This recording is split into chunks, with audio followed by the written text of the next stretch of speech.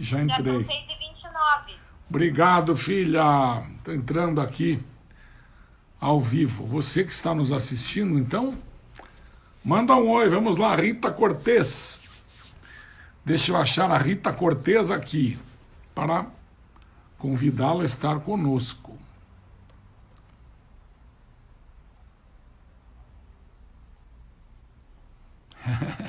Espera aí. Renato, Rita Cortez entraram aqui. Rita do céu. Eu vou apanhar disso aqui. Espera aí. Peça para entrar, Rita. Estou sem as meninas aqui. Achei você. Rita Cortez. Transmitindo Cortez. Aguardando a nossa convidada de hoje, Rita Cortez. Olha, gente. Ah, tá aí a Rita. Meu Como eu estou Deus do sozinho céu, que aqui. coisa difícil, né, Mas Elias? sabe que não? Eu estava pensando, Rita. Eu me lembro até da máquina de escrever. Então hoje a gente apanha um pouco, mas é uma maravilha, né?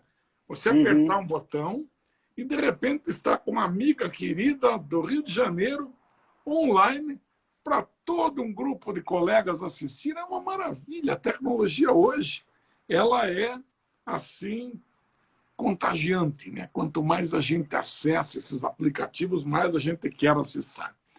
Querida Rita, pontualmente, não, ia dizer pontualmente 18h30, mas ia de pontualmente 18h31, ficaria esquisito. O som está bom, teu visual maravilhoso, como sempre, teu som, um áudio muito bom também. Querida Rita, nós estamos com os colegas da Bracrim e as colegas da Bracrim, que hoje, muitas colegas nossas, né? Temos a Bracrim Mulher, que, aliás, todas se espelham muito em você. Como dirigente Oh, classista, você é sempre mencionada pelas colegas advogadas da área criminal. Rita, você como exemplo da advocacia feminina, como exemplo de liderança, né, diante de um instituto que é o mais antigo do Brasil desde o tempo, como se do diz, né, Império. tempos reinóis, né, dos tempos dos reis, enfim. Eu gostaria, e aliás eu participo, somos confrades, eu sou teu Exatamente. eleitor. Temos um Então, convênio, Elias. Tem que falar do eu nosso quero, convênio também. eu quero que você fale, exatamente, temos convênio com a Bracrim, eu quero que você fale um pouco dessa tua história, de como que você chegou à presidência dessa entidade maravilhosa e respeitadíssima em nosso meio e internacionalmente também. Como foi a história da Rita Cortez, que de repente disse, serei presidente do IAB. Como foi isso, Rita? Bom, Elias, inicialmente, uma boa noite. Já está virando marca registrada das lives do IAB. Álcool gel aqui, porque a gente tem que se proteger, né? Álcool Álcool gel. gel aqui, exatamente. Né? Nós temos que aí ter toda a cautela, né, com o vírus. Nós obedecemos as orientações de quem entende do assunto, né, os agentes sanitários, os agentes de saúde. Enfim, notícias meio tristes hoje, mas uma alegria em te rever. Né? Eu assisti a sua live ontem com o Luiz. Aliás, eu estou devendo a ele, né, fazer também realizar uma live pelo Instituto dos Advogados Brasileiros. E vi que você estava muito bem, porque a primeira pergunta sempre eu faço: você está bem de saúde? Você está com realmente uma fisionomia ótima, tenho certeza que você deve estar maravilhoso aí, vendendo saúde, né? Vi a homenagem, inclusive, que o Luiz fez a você no final. Eu não sou poetisa, não vou declamar, muito menos em inglês, mas foi uma coisa maravilhosa. Está de parabéns, a Ele é Bracrim, muito como querido. sempre, muito querido. E a Bracrim sempre parceira do Instituto dos Advogados Brasileiros, fazendo um trabalho maravilhoso. Meninas, obrigada pela referência.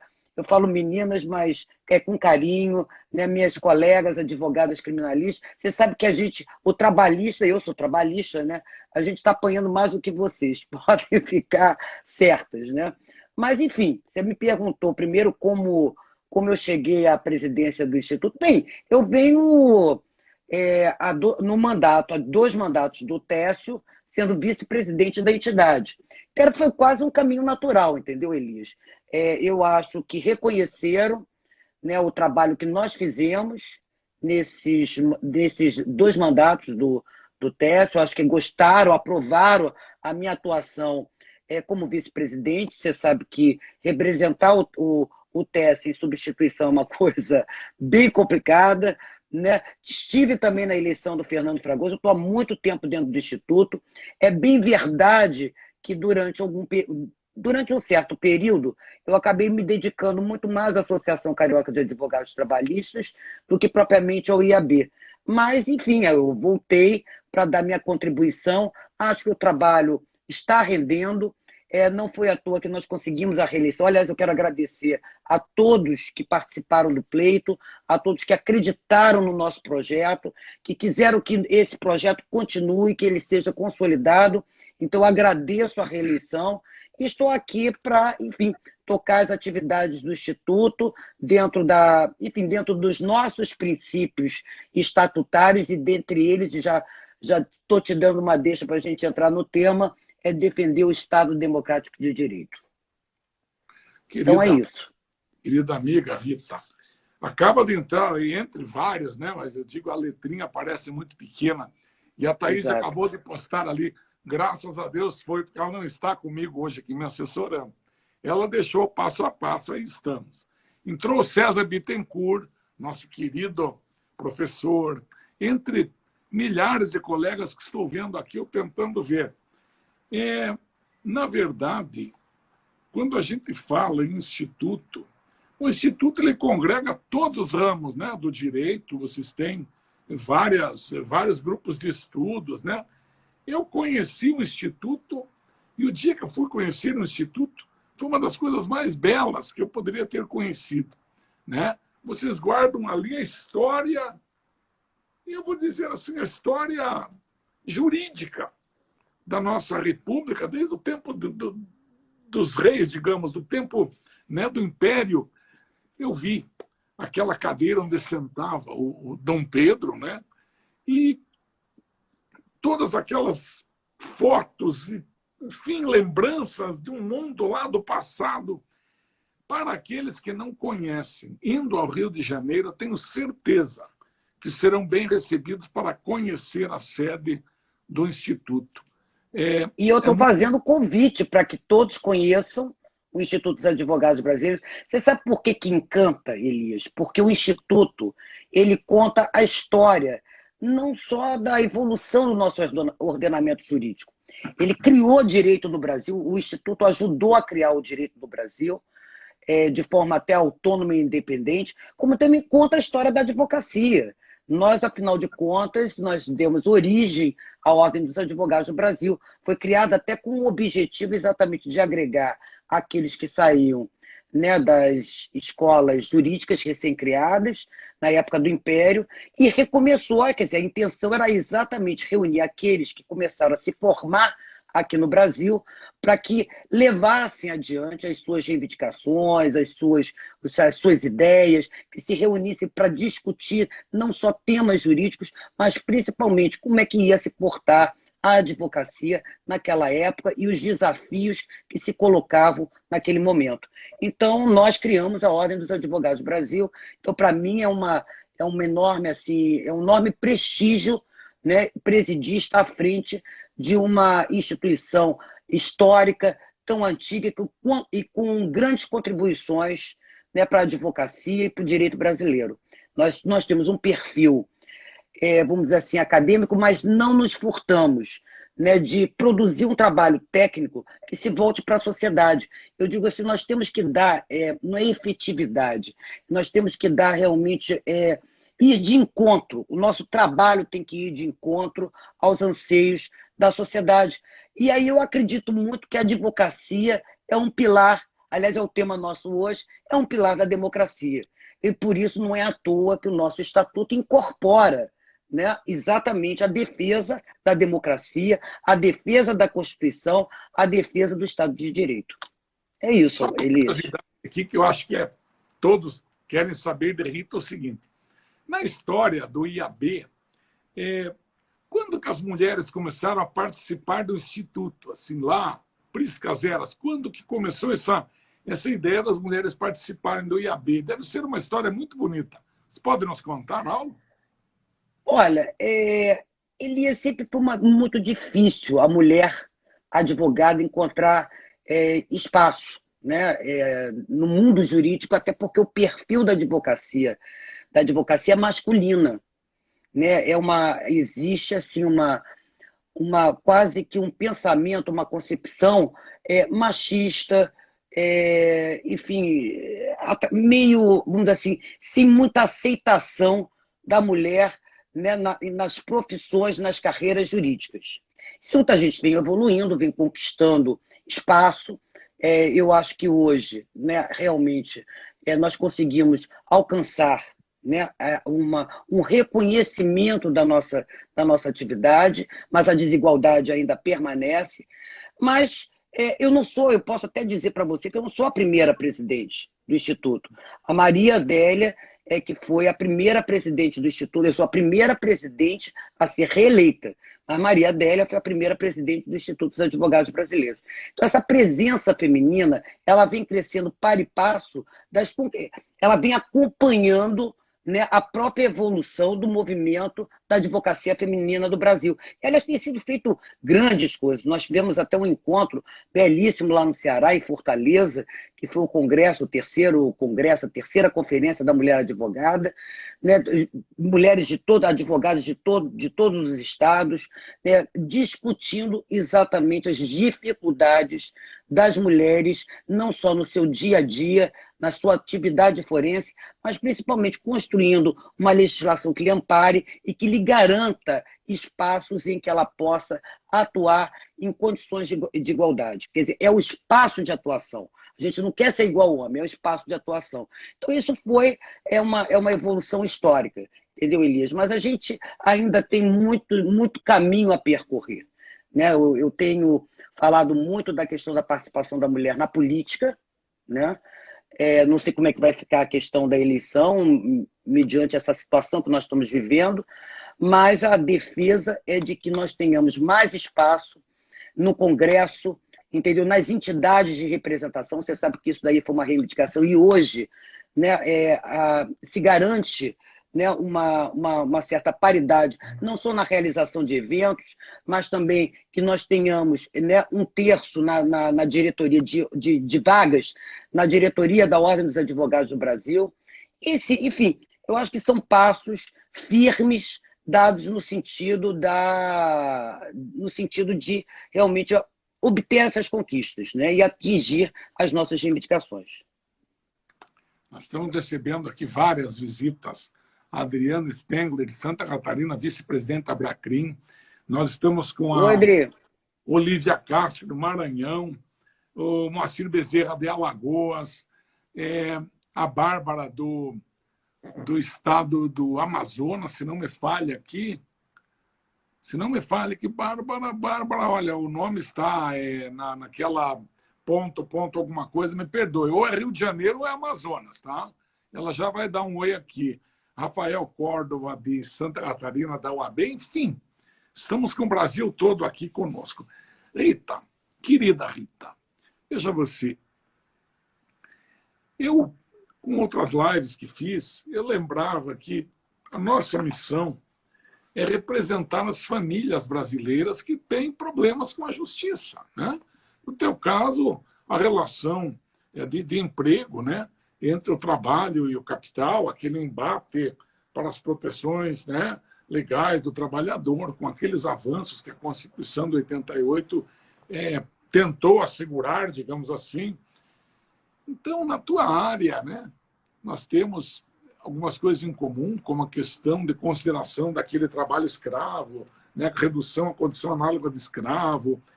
Então, no fundo, em todos os ramos do direito, até nos embates tributários, embates de direito civil, família, herança obrigacional, criminal, as famílias, quando têm problemas, procuram advogados. No nosso caso criminal, como acusados, né, o membro da família acusado, como vítimas, procuram também advogados para tentar indenizações, etc. Enfim, nós somos a voz das famílias brasileiras. Sem nós, não há acesso à justiça. Então, se você pensar, né, famílias, a soma das famílias da nossa nação, e a nação, o Estado acaba sendo a nação política e juridicamente organizada, mas as famílias que são as bases, enfim, a Constituição assim a define também, como a base da sociedade, né? Veja você, nós defendemos as famílias brasileiras. Nós, quando pegamos procuração, estamos representando famílias brasileiras, não é verdade? Por exemplo, numa Sim, ação de claro. despejo, quando há um despejo mal decretado, né, que sai lá o oficial de justiça com a família, né, a televisão já fica segura para pagar o próximo aluguel, aquelas coisas drásticas, a criança chorando. Enfim, são dramas humanos que a gente vivencia em todos os ramos do direito. A gente vive o Mas, dia a dia. representando as famílias brasileiras, eu penso assim: as prerrogativas são dadas no interesse da cidadania, no interesse dos direitos dos cidadãos. E repito sempre, aquele cidadão que muito paga tributo, e quando você paga de um lado tem para receber de outro, paga tributo e é credor de alguma coisa em troca, né? Essas famílias que tanto pagam e tão pouco têm em troca, né, nós as representamos como advogados. Quando um juiz acaba não nos recebendo, menosprezando a advocacia, ele está batendo a porta do judiciário, que é um dos poderes do Estado, na cara das famílias brasileiras. Eles não estão nos ofendendo, eles estão ofendendo aqueles que nós representamos. Aquele ideal de justiça que tem dentro de cada um. Então, a base da democracia, se todo o poder emana do povo e nós representamos esse povo nos seus embates, nos seus impasses, na tua visão, esse menosprezo pela advocacia é desconhecimento, é aquela ignorância, que eu não acredito, porque todos carreiristas de Estado têm obrigação de conhecer todos os institutos de direito? Ou é autoritarismo puro? Ou talvez a vitalicidade? E olha que o Estatuto, a Lei Orgânica da Magistratura, obriga que o juiz nos receba, enfim, em quaisquer instâncias, né? Eu fico pensando comigo, agora, para complementar as prerrogativas deles, juiz, MP, delegado de polícia, com as nossas, elas não se excluem, elas se complementam num plano de entendimento mais elevado. Então, esse menosprezo à advocacia é uma coisa cultural que, na tua visão, de onde vem esse menosprezo da advocacia por parte de alguns carreiristas de Estado?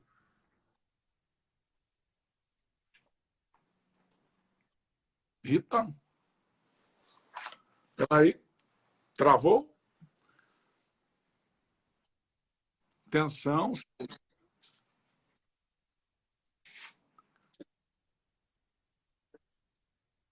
Elias, agora voltou. Desculpa, mas Voltou. congelou a sua imagem, congelou a sua imagem. Mas eu entendi. Não, mas eu entendi que por que desprezam tanto a advocacia? Sim, por que a advocacia por que a advocacia está sendo tão atacada? Por desconhecimento? Não, eu não acredito nisso, Elias. Não acredito. Né? Não existe isso, né? De desconhecimento, de ignorância. Né? Você não pode dizer que hoje determinados atos que estão sendo assumidos na sociedade por conta dessa situação emergencial são atos praticados por ignorância, entendeu? Talvez por menosprezo, né, a alguns valores republicanos, talvez por desconhecimento, né? Eu acho que também no nosso caso, eu vejo assim, o direito ele tem que andar lado a lado com a justiça social. Eu acho que o direito ele se volta para as prerrogativas da própria sociedade, né? Os direitos, os deveres, enfim, da sociedade e com o mundo real. Então, se você não dá valor, né, ao nosso papel, que é exatamente né, tentar pacificar ou influenciar na solução, né, de relações quando elas entram em conflito, e por isso que nós somos a voz da sociedade, é porque nós escutamos, né, nós temos que promover a defesa desses cidadãos, dessas cidadãs. Então, nós temos um papel a cumprir, que é principalmente defender essas prerrogativas que são da sociedade brasileira e de todo mundo. Assim é a advocacia, atender ao chamado, né? Então, enfim, se você ler na etimologia da palavra, se você vai no latim, você vê que é atender ao chamado. Então, a advocacia tem um papel fundamental, né? Então, se a gente entende que o direito, né, ele tem que estar caminhando com a justiça social, e por ele estar caminhando na justiça social, nós temos o dever e a obrigação de defender uma Constituição, né, quando ela assegura direitos e deveres, ela assegura direitos democráticos, liberdades democráticas, né? Então, aí está a importância da advocacia e, de certa forma, é a justificativa de por que nós somos um pilar, nós fazemos parte, né, de toda essa sedimentação para construir uma sociedade sempre mais justa. Então, é isso que eu acho que não é desconhecimento, é exatamente de quem nega esses valores. Aliás, são os valores democráticos. Eu estava até numa live com a Carmela. Carmela é nossa representante estadual no Rio Grande do Sul. E nessa live com a Carmela, nós estamos falando sobre exatamente essas interpretações, né, essas hermenêuticas que vêm surgindo, essas teorias hermenêuticas com relação ao pensamento, vamos dizer assim, ao pensamento constitucional ou à construção do direito constitucional, né? Então eu disse assim, olha, as pessoas estão criando aí teorias exógenas que não são adequadas à realidade brasileira, simplesmente para negar aquilo que está na Constituição. Quando eu digo que nós trabalhistas, só para dar um exemplo, somos que mais estamos sofrendo com toda essa situação, nós temos pelo menos 3 medidas provisórias, fora os projetos de lei, que simplesmente rasgam a Constituição.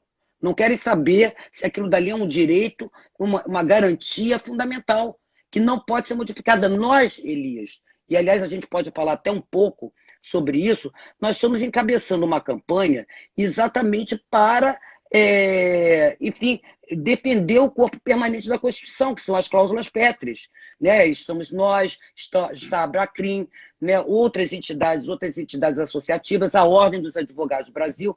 Então, nós estamos caminhando no sentido de tentar resguardar, ainda que a Constituição hoje tenha sofrido uma série de modificações, não é mais aquela Constituição de 88, mas pelo menos no seu corpo permanente, ou seja, nas suas cláusulas pétreas, nos seus princípios fundamentais, ela tem que ser preservada, né? Não há justificativa nenhuma para se respaldar num estado de emergência, que eu acho que daqui a pouco nós vamos entrar no estado de exceção, né? No estado de emergência, para que se simplesmente despreze ou se menospreze esses princípios e esses valores, que são muito importantes e que foram frutos, né, de uma luta travada pela própria sociedade, né, no momento que foi um momento muito difícil, muito triste para a nossa história, que foi na época da ditadura. Então, nós lutamos, não só estivemos à frente, a ordem, os advogados, representados pela Ordem dos Advogados do Brasil, teve à frente dessa luta. Eu fico muito preocupada com uma possibilidade de rompimento do pacto que foi firmado em 88 e esse, vamos dizer assim, a estrutura desse pacto, pelo menos seus elementos essenciais, eles têm que ser preservados. Quer dizer, na minha opinião. Então é isso, entendeu, Elias? Eu acho que nada acontece por acaso, não existe essa ignorância e a gente continua, apesar dos pesares. Hoje eu estava até lendo, não sei nem se isso é verdade, impetraram um mandado de segurança, né, contra o nosso batonier, Felipe Santa Cruz, por exatamente ele ter entrado com uma ação de defesa de preceito fundamental, que foi exatamente essa que foi agora julgada há pouco, dando autonomia aos estados, né, para tomar as medidas necessárias, né, de prevenção contra o coronavírus. Então, a alegação é de que o Felipe, o nosso presidente Felipe, estaria, vamos dizer assim, havia um desvio de finalidade, que ele não, como presidente da ordem, em suma, como presidente da ordem, ele não poderia tomar, ele não poderia ingressar com essa ação, porque estaria fugindo, vamos dizer assim, das suas prerrogativas enquanto presidente da instituição. Ora, bolas, o Felipe agiu bem, nós temos que agir toda vez que a gente sentir que a sociedade, aliás, foi até na expressão até do próprio ministro do STF, a gente não pode dar aval a uma política genocida. Né? A gente não pode, nós estamos lidando com a vida das pessoas, e lidar com a vida das pessoas é uma coisa muito séria, entendeu? Então você não pode ter, né, vamos dizer assim, orientações titubeantes, medidas que causam insegurança jurídica para toda a sociedade, medidas que mais adiante, no futuro, elas vão ser questionadas judicialmente. Então, enfim, eu acho que o Felipe, representando a ordem, aí eu falo da Ordem dos Advogados do Brasil, eu falo das nossas associações, das nossas instituições, né? Me preocupa muito, inclusive, Elias, que nós estejamos sempre juntos, dando um respaldo ao outro. Não é momento, né, de cada um tomar... nós não estamos no mesmo barco, a sociedade é desigual, nós sabemos que tem pessoas que pensam completamente diferentes, entendeu? Pessoas em situação diferente. Eu até vou falar um pouco da advocacia, que isso me preocupa muito, né? Aquele negócio, mantém, suspende ou não suspende prazos, fazemos ou não fazemos, entendeu? Sessões e audiências virtuais. Enfim, existe toda uma divisão na advocacia que a gente entende. Agora, o que as pessoas têm que perceber é que tem uma parte da advocacia, assim como uma parcela da sociedade, empobrecida, miserável, entendeu? Que está passando fome. Enquanto as pessoas não entenderem isso, que existe uma heterogeneidade, né, na advocacia, existe uma desigualdade social que, pelo menos nessa pandemia, se tem alguma coisa... não vou dizer que é positiva, mas produtiva, né? Como resultado, eu não poderia jamais dizer isso, porque eu acho que a gente vive realmente uma situação dramática com a morte né, com o óbito de vários cidadãos e várias cidadãs, e a gente não sabe nem se esse número é realmente um número real, talvez seja até muito maior, então a gente não pode brincar com a vida das pessoas, mas o fato é que a pandemia ela está expondo, ela está pondo o rei nu, né? Está demonstrando as desigualdades extremas. A coisa chega a ser tão paradoxal, Elias, tão paradoxal, porque ao mesmo tempo que as pessoas falam solidariedade, etc, etc, fraternidade, vamos lá, vamos aproveitar esse momento para pensar no próximo, para pensar, né, no nosso vizinho, para pensar na nossa família, para pensar nos nossos colegas. E enquanto isso, Elias, né, o Estado, né, não atende ao mínimo de 40% de pessoas, de trabalhadores na informalidade. Você sabe o que significa isso, Elias? São 30%, 40%, aliás, já estou até diminuindo, 40% de desempregados. Desempregados. Essa é que é a realidade. E você sabe por que estão desempregados? Porque fizeram uma reforma trabalhista drástica que tinha o objetivo de criar postos de trabalho e que, ao contrário, em razão de todos os atos e as medidas e as normas, sem discussão com a sociedade, sem discussão, né, vamos dizer assim, com os segmentos representantes da comunidade jurídica trabalhista, enfim, fizeram uma modificação radical na legislação, às pressas, né, e aí o resultado é esse. Então é um contrassenso, né? Temos 40% de desempregados por conta de quê? Resultado de uma política extremamente excludente. Alguém escreveu sobre a questão de que estava se fazendo uma limpeza étnica. E é verdade, entendeu? Quando um empresário, com todo respeito ao empresariado, a gente tem que olhar para o empresariado, mas principalmente olhar para o trabalhador. Um empresário se dá o luxo de fazer uma declaração dizendo, vão morrer pessoas, entendeu? Certamente vão ter alguns idosos que vão morrer, 1000 e poucos. Mas, enfim, mas o Brasil não pode parar. Ele tem que continuar, as pessoas têm que trabalhar, têm que produzir, entendeu? A economia não pode parar. A roda da economia não pode parar. E eu já começo a temer muito, talvez com esse novo ministro, né, que diz que economia e saúde andam lado a lado. Economia é lógico, economia, questão social, tudo interfere. Agora, dizer que a gente tem que pautar, né, essa situação sanitária grave, entendeu, pela economia, aliás, eu disse isso até no site, fiz até um vídeo falando exatamente, isso é um absurdo, é um absurdo. Né? Eu acho que a gente não pode ter esse discurso jamais. Ou então para com vamos dizer assim, uma certa... Eu também, nessa live com a Carmela, eu botei a boca no trombone. Desculpa, Elias, se eu estou fazendo isso aqui também. Mas eu disse assim, olha, eu tenho que fazer, porque a música do... Bem à vontade, nós adoramos quando você coloca para fora tuas indignações, que são para nós, assim, linhas de interpretação do que está acontecendo ao nosso redor. É importantíssimo isso. Entendeu? Então eu disse assim, olha, eu vou usar a música do Lulu Santos. Eu vejo uma vida melhor no futuro, por cima de um muro de hipocrisias. Né? Então, os paradoxos e as contradições, né? O choque entre a realidade, né? O mundo real, né? E vamos dizer assim, os nossos sonhos, os nossos objetivos samaritanos, há uma distância muito grande. Eu estou dizendo que há pessoas absolutamente comprometidas, pessoas que estão entendendo, que defendem a dignidade, né, de todo ser humano. Eu acho que isso é um valor, não é só um valor democrático previsto na Constituição, é um valor universal. Entendeu? Nós temos que ter amor ao ser humano. E, dentre outras coisas, ter amor ao ser humano é ter amor pela saúde dele, que ele possa trabalhar em boas condições, né? Que ele possa viver e viver dignamente. Eu acho que a questão da dignidade, né? As pessoas têm que realmente parar e pensar sobre a dignidade que o ser humano precisa, sob todos os pontos de vista, do trabalho, da saúde, enfim. Olha, Oi, Elis.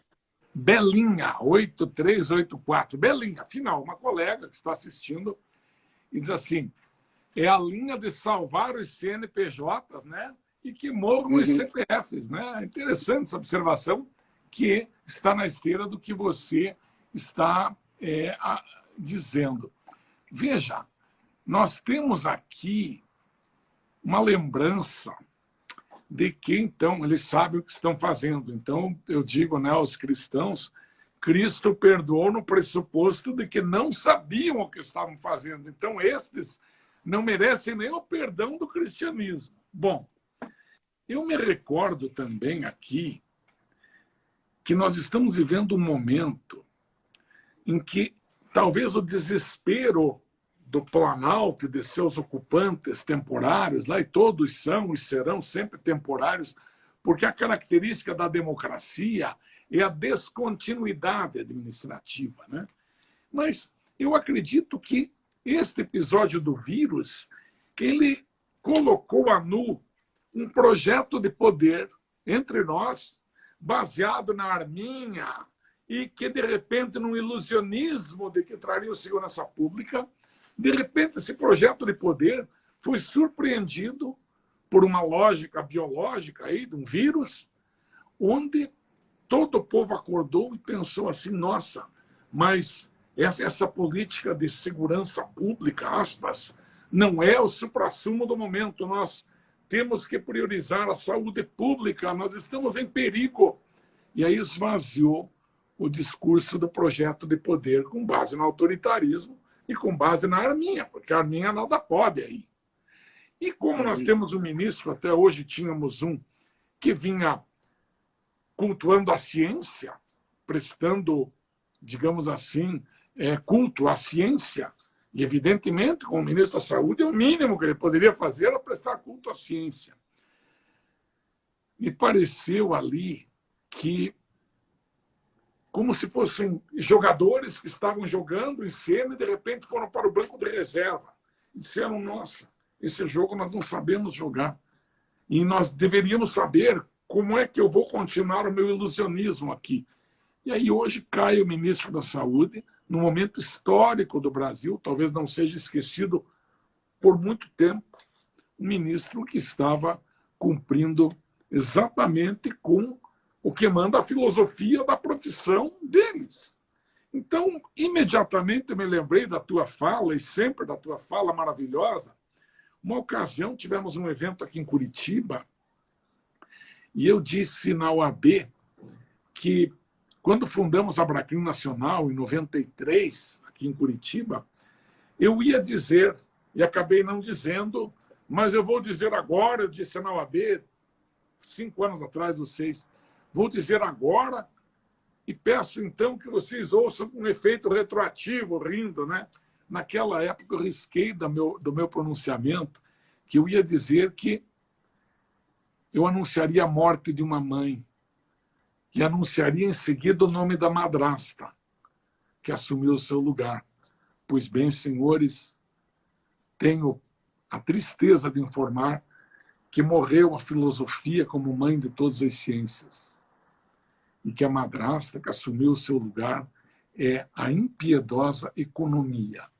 E com base nela, né, com base no norte magnético, e não no norte verdadeiro, com base no norte magnético da economia, parece que estão rumando todas as naves e todas as agulhas e todas as bússolas. Esqueci do GPS, né? Parece que GPS.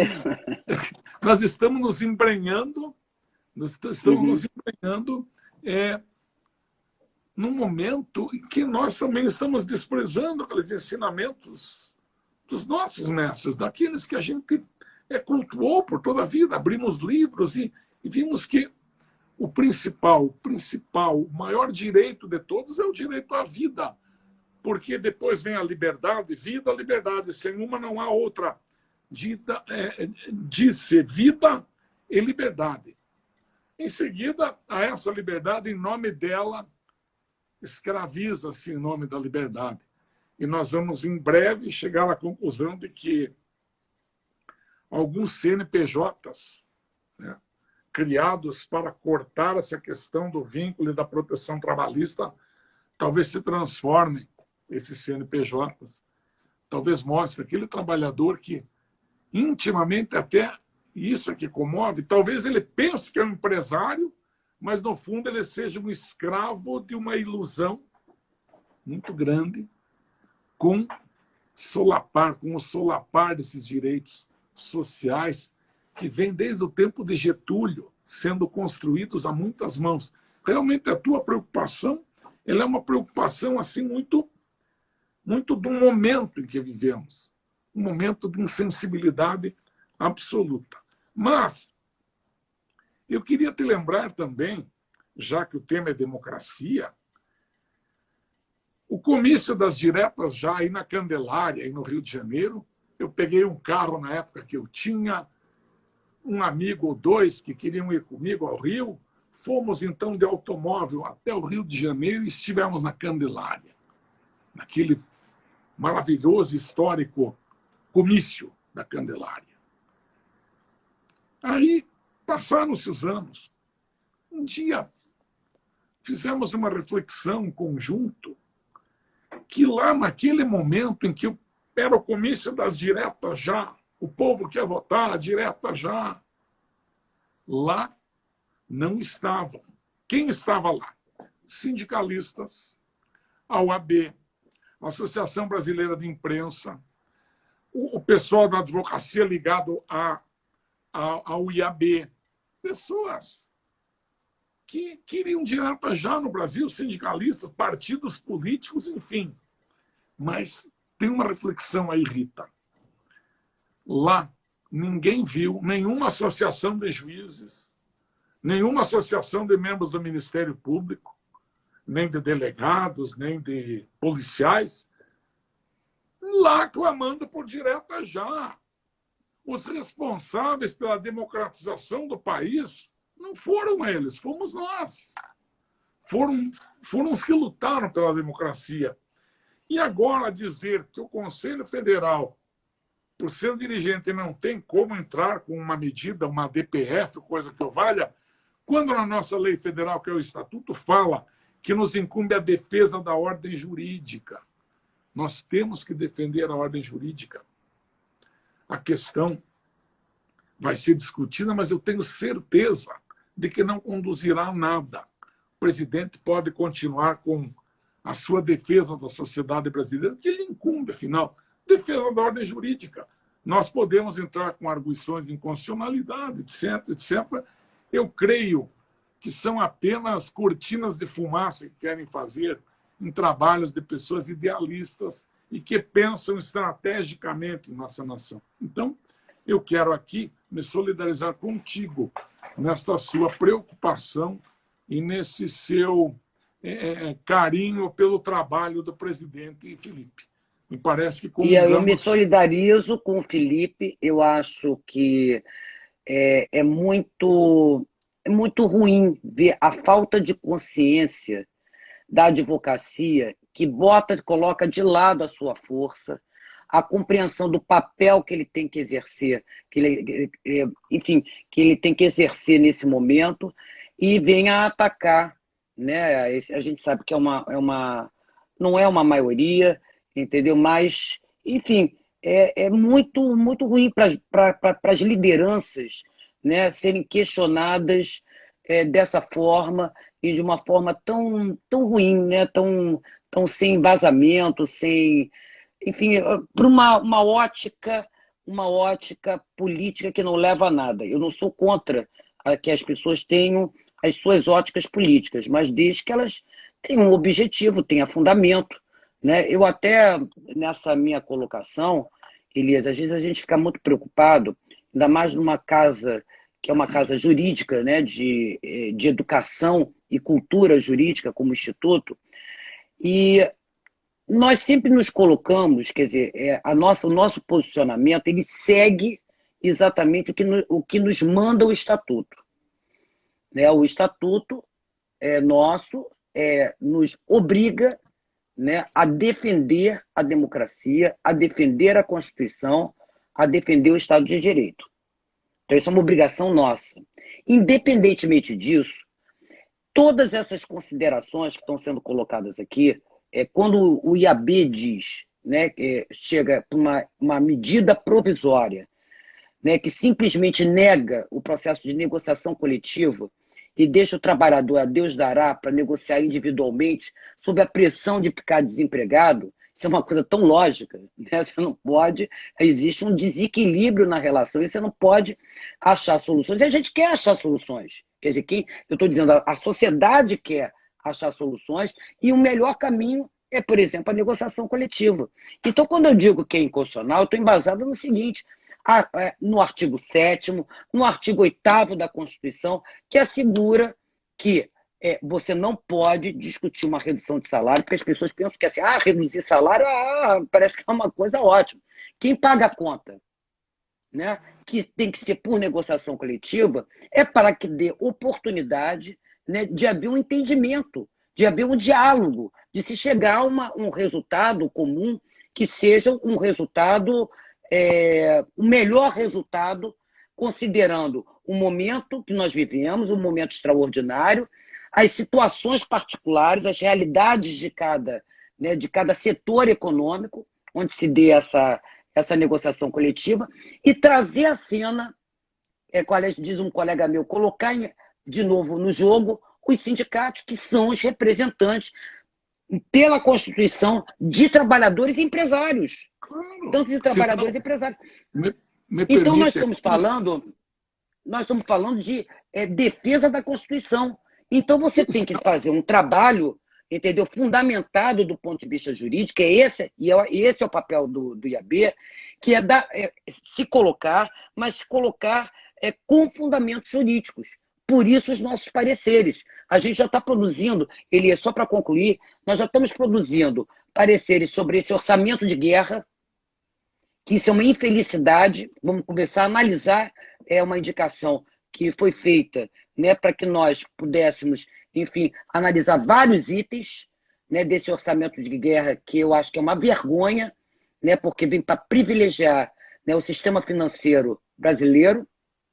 Nós emitimos já um parecer que está disponível no nosso site, que é sobre as medidas de emergência nas relações jurídicas privadas. Estamos produzindo pareceres e lives sobre todas as medidas provisórias. No caso das relações jurídicas privadas, é um projeto de lei. Mas com relação a essa questões de redução de salário, de não atender, inclusive, a situações de saúde que pode levar a acidente de trabalho, são várias medidas provisórias, né? E mais recentemente, que está em curso, inclusive, no Congresso, que já é uma medida provisória mais antiga, que é a tal da carteira verde e amarelo, criando mais uma desigualdade no mundo do trabalho entre os próprios trabalhadores. Quer dizer, enfim, não se busca diálogo, não se busca os espaços de entendimento no momento que isso é fundamental.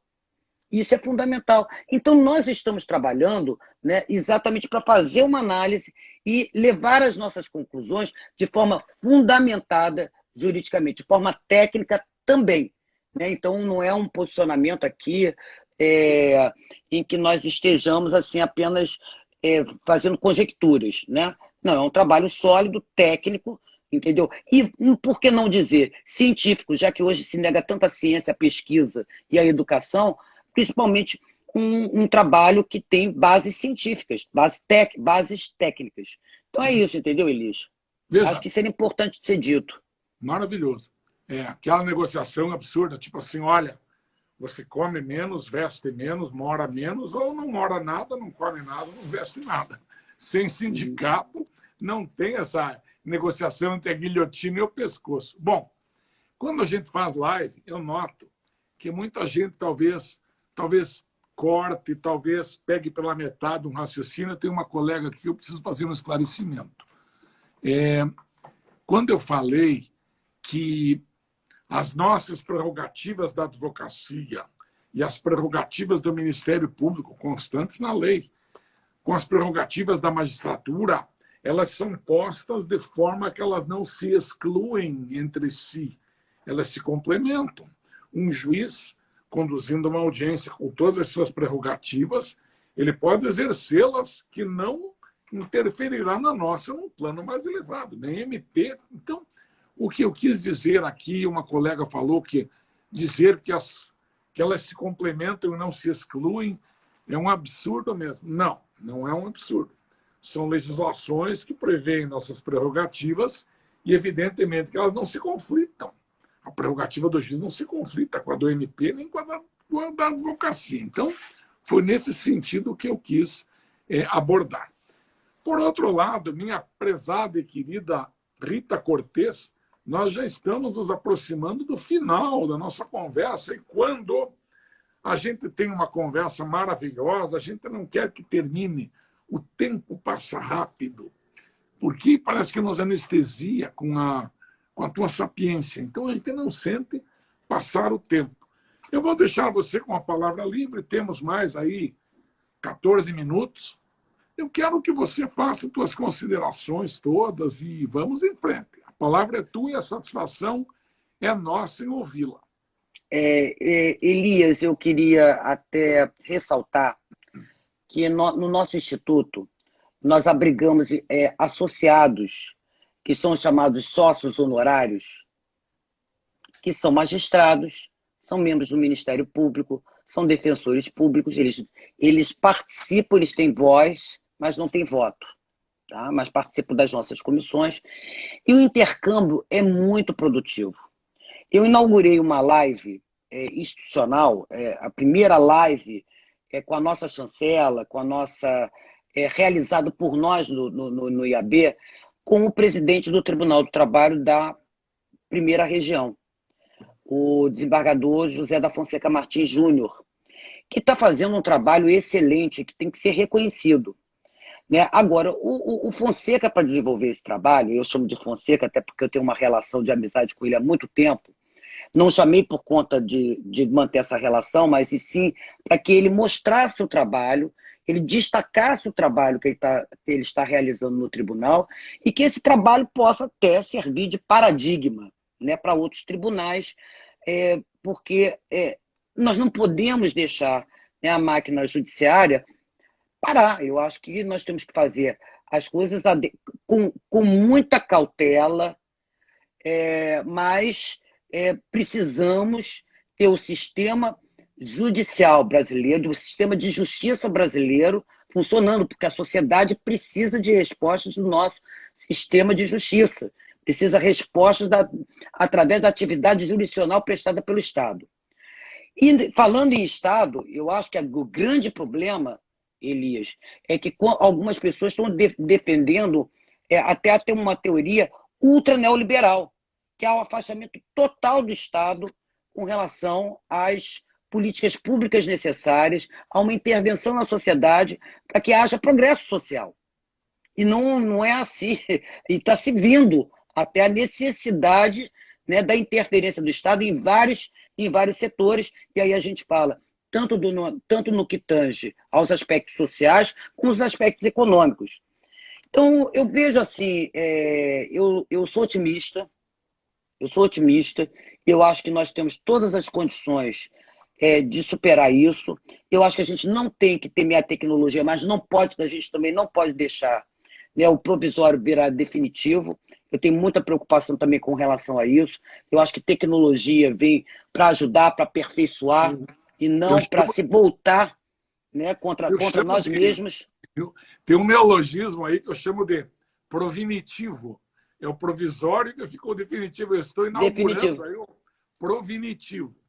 Temos muita coisa a discutir, mas o principal, Elias, é ter a consciência da importância da advocacia, seja a entidade, associação, o ente associativo que for, né, a instituição jurídica ou entidade de representação da advocacia que for, mas nós temos que marchar juntos para criar as alternativas que a sociedade espera de nós. E eu acho que a sociedade acredita. Nós somos muito bem avaliados pela sociedade, por sinal. Né? No outro dia, vi Felipe apresentando até um estudo em que a avaliação da advocacia é uma avaliação muito boa. Então, acho que na hora que nós tivermos essa consciência e entender a força que nós temos, exatamente evitando determinadas críticas infundadas ou vazias, ou que não levam a lugar nenhum, eu acho que nós vamos conseguir sair dessa para melhor. Né? Eu acredito no futuro, não quero enxergar por cima do muro de hipocrisia, só isso.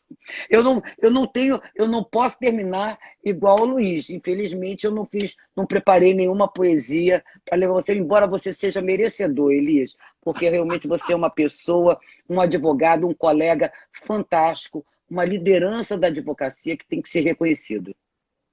Querida, posso te falar uma coisa? Eu fico muito feliz. Quando você mencionou ali nossa campanha em defesa do corpo permanente da Constituição Federal, infelizmente nós tivemos que adiar o início por conta da pandemia. Mas nós estamos juntos. A Abracrim, IAB, Conselho Federal da Ordem,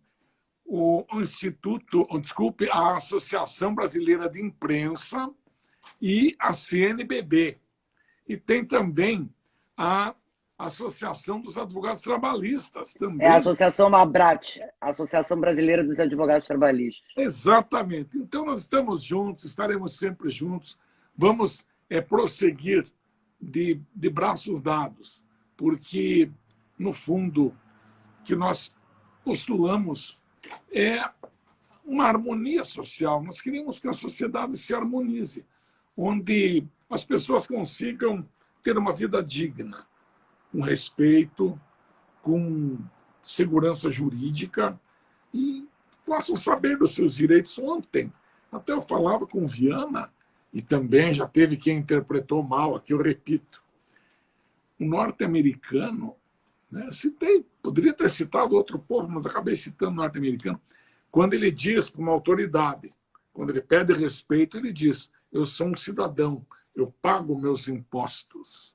Nós tínhamos que também imaginar que o cidadão é o destinatário de todo o serviço público. É um cidadão, no final das contas, é um cidadão. Então, o Estado ele tem que proteger a sociedade, inclusive dela própria, em alguns momentos.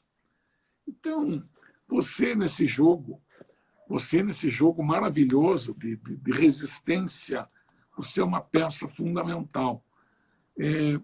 Se fôssemos uma orquestra, a Constituição Federal seria a nossa partitura, né? Devemos segui-la. E, caso contrário, se cada um tocar o seu instrumento fora da partitura, produziria um som inaudível, produziria ruídos. Então, meu respeito a você, meu agradecimento pela amizade, pelo carinho, saiba que é recíproco. E eu quero encerrar dizendo: te abraço, minha amiga, fraternalmente, com muito respeito, com muita alegria da tua companhia.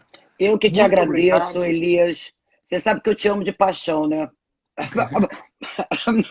Minha amiga não está escutando. Olha, com todo o respeito. Sim. Olha, um grande abraço, Elias. A Muito obrigada paixão, pelo convite. a paixão é recíproca. Estejamos sempre juntos. Beijo no coração.